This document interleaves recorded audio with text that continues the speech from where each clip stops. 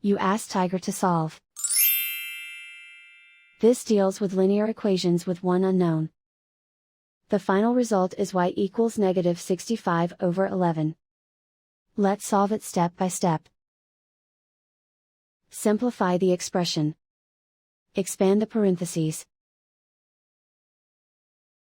Simplify the arithmetic. Multiply the coefficients.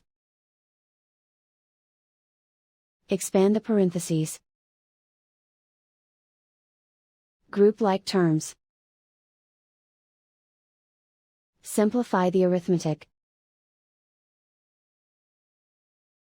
Group all y terms on the left side of the equation. Subtract 13y from both sides. Group like terms. Simplify the arithmetic.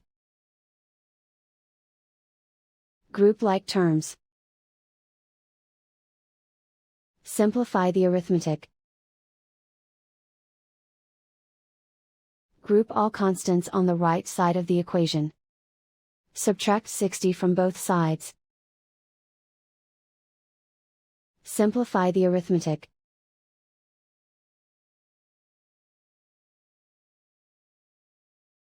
Isolate the y. Divide both sides by 11.